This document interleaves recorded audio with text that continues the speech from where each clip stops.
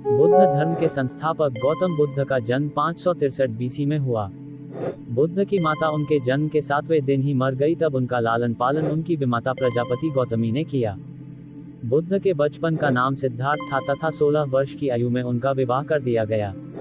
उन्होंने 29 वर्ष की आयु में गृह त्याग कर दिया।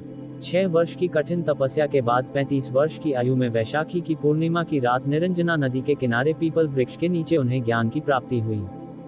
ज्ञान प्राप्ति के बाद सिद्धार्थ बुद्ध के नाम से जाने गए और वो स्थान बोध गया के नाम से जाना जाता है। बाद में महात्मा बुद्ध के बहुत सारे शिष्य बने जिनके साथ बुद्ध एक स्थान से दूसरे स्थान आते जाते रहते थे, जैसा कि इस कहानी में दर्शाया गया है। 2 वरदान। एक बार महात्मा बुद्ध अपने शिष्यों के साथ तीर्थ यात्रा के लिए जा रहे थे।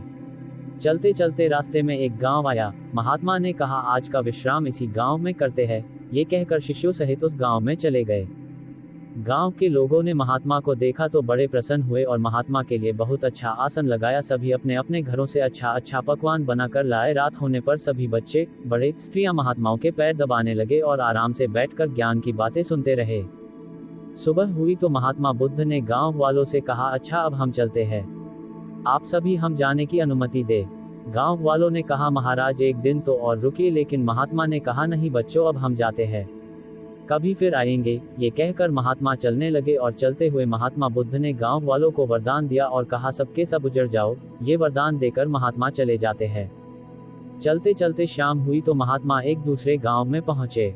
वहां पहुंचते ही बच्चों का बड़ा सा झुंड दौड़ा आया और महात्माओं को चारों तरफ से घेर कर कोई मिट्टी फेंकता है तो कोई कीचड़ फेंकता है।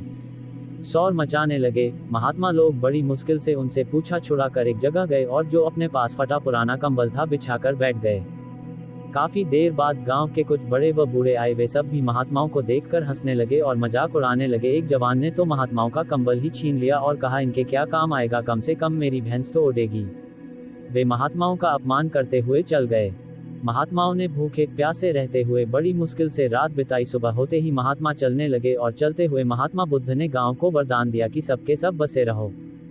गांव से काफी दूर जाने के बाद जंगल में एक तालाब आया और कुछ फल के पेड़ नजर आए तो महात्मा बुद्ध ने कहा, बच्चों यहाँ थोड़ी देर विश्राम करते हैं। वहाँ महात्मा लोग फल खाते हैं और तालाब का शीतल जल पीते हैं।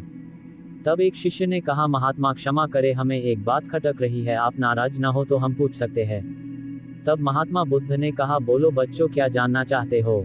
शिष्य ने कहा, महात्मा जिस गांव में हमारी अच्छी सेवा हुई वहां के कितने अच्छे लोग थे, उन लोगों को तो आपने वरदान दिया कि उजड़ जाओ, और जिस गांव में हमारा अपमान हुआ उन लोगों को आपने वरदान दिया कि बसे रहो, ऐसा क्यों महाराज। तब महात्मा बोले, देखो बच्चों, पहले गांव में कितने अच्छे विचारों के आदमी थे। वह आदमी उजड़ जाएंगे तो दुनिया के कोने कोने में फैल जाएंगे और जहां भी जाएंगे सभी को अच्छे विचार सिखाएंगे, इसलिए मैंने उनको उजड़ जाने का वरदान दिया।